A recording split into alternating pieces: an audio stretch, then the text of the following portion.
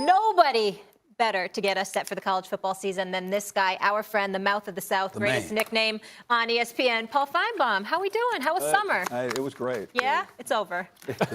Hey, Molly, come on. It's good to see, but yeah, that is a bit cruel. It's still over. It's over. Well, Miss we already Friday got. Excuse me, Paul. I'm already hearing there's breaking news. Alabama. All right, what's the latest? Yeah, Dylan Moses, who's arguably their best player other than Tua, is reportedly out. Nick Saban's about to address the media. Apparently, he hurt himself last night, an ACL. A devastating injury because he's the key to that defense, which they desperately need. Not now or not even in the middle of the season, but in the playoffs. Quick question. Is that a roundabout way of saying this could cost them a national title? Yes.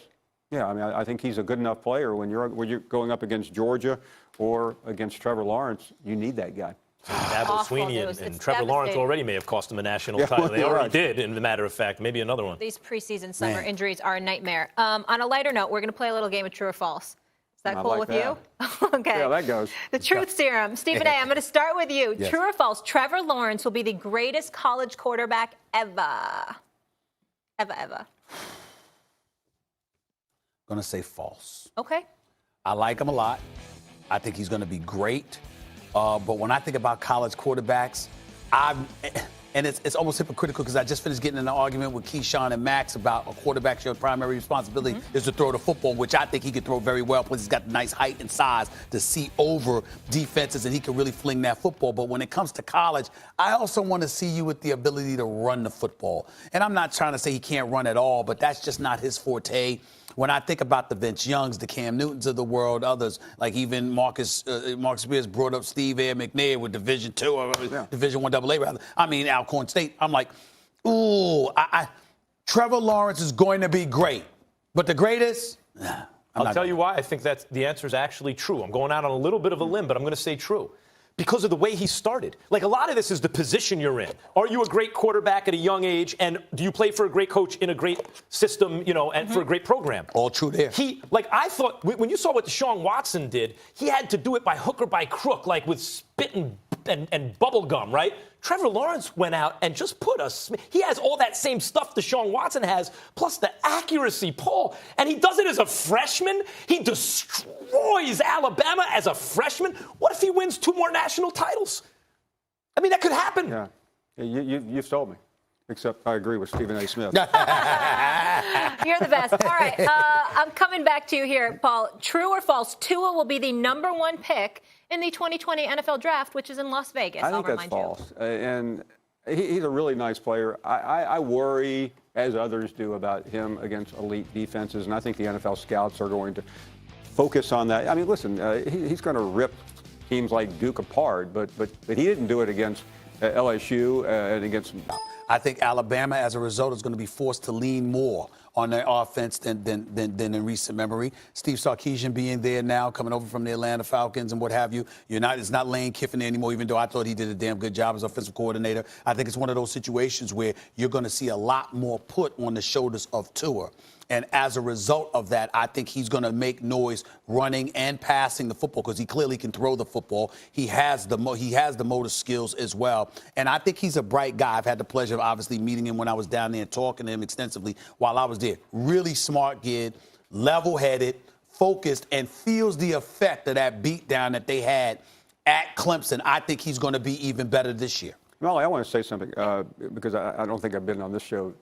But I've had people inside that athletic department tell me that Stephen A. Smith's the best speaker they have ever had. And you've seen the video of it, but he blew that place away. And I'm not just saying that because I'm here. I'm being told that Nick Saban has told people that. So I'm not surprised. Supremely talented. Thank you very much. The gift of gab, I like to say. It is tough to answer the question after that one. It's the truth. But I think it is true he will go #1. Yeah. And the reason it's true is because if there's people understand quarterbacks are overpaid. They're overpaid. There's X amount of dollars in the NFL because of the hard cap, and everyone winds up overpaying the quarterback. So the window to win, rookie deal. Right. And the quarterbacks are starting as rookies. So they will talk themselves into teams drafting a quarterback #1, whether or not it's the traditional kind of quarterback or whatever. And I know it's Big 12, and I know it's Lincoln Riley. I know it's a little bit different. But that is now becoming more and more of the pro offense anyway, the college kind of offense. And Tua, who a year ago was like, if had he come out, might have been the #1 overall pick.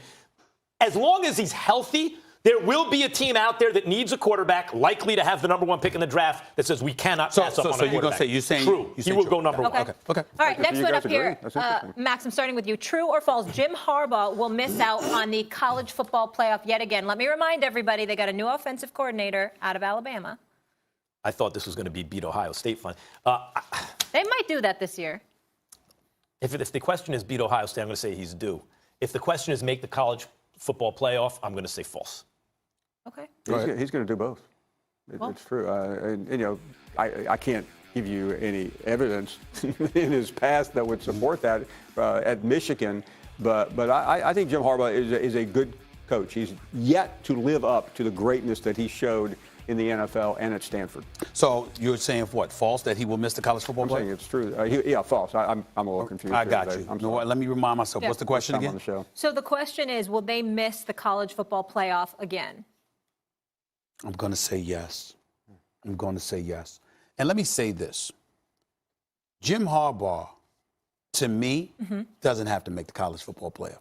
You can have a good season, a damn great season, 1 loss or whatever, and you're in the conversation, you're the 5th or the 6th seed. You didn't make the top 4 because Georgia and Oklahoma squeezed in there with Alabama and Clemson or whatever. You can do all that. That's fine. You know what you can't do? Lose to Ohio You cannot State lose to Ohio You State can't do again. it. You cannot lose. Listen. If you lose, listen, we all recognize the fact. Urban Meyer, say what you will, one of the most phenomenal coaches the game of college football has ever seen. The man is just a flat-out winner, okay? We know this. Even though it was Urban Meyer, people still got on you for losing to Urban Meyer because he was at Ohio State. Right. Could you imagine what they're going to do to Jim Harbaugh if you lose to Ryan Day? Can you imagine? You cannot lose to Ohio State this year. You can't do it. You must eventually beat them. You must beat them. I agree, but I run into Michigan fans, Stephen A., and they're numb to it all. I mean, they still think they got a great gift in Jim Harbaugh. We think this way, but they don't. You know better than us.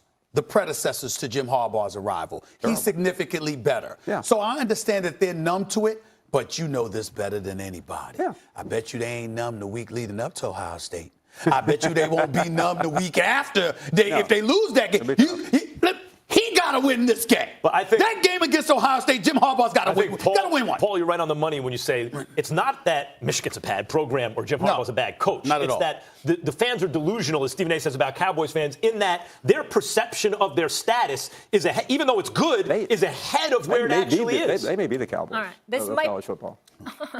Speaking of which, that's a great segue. Michigan has beat Ohio State once since 2005. Speaking of the Cowboys, Stephen A., looking at you, your squad. Lincoln Riley will be head coach of the Dallas Cowboys next season. True or false? False. He won't be. He's 24-4 in his first 2 years, 12-2 each year. Got to the college football playoff, lost both times. But I respect the hell out of Lincoln Riley. He's a damn good coach.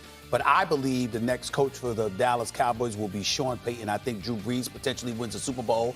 He retires, Sean Payton leaves, and goes and takes over the Cowboys. I think that happens before Lincoln Riley ends up there. Maybe, but I'm going to say Lincoln Riley. Maybe it's out of sentiment more than anything, but I just think Jerry Jones is getting older. When Jimmy Johnson was given the boot, basically, because Jerry Jones' ego couldn't handle the fact that that's what, okay, Barry Switzer wins one with Jim Johnson, but not since then. It's been a quarter century, basically. I think Jerry Jones has every single thing he needs but the coach, an okay coach, but not a great one. Lincoln Riley from the area, revolutionizing offenses in the NFL from college. It makes so much sense for the Cowboys. I think Jerry Jones finally just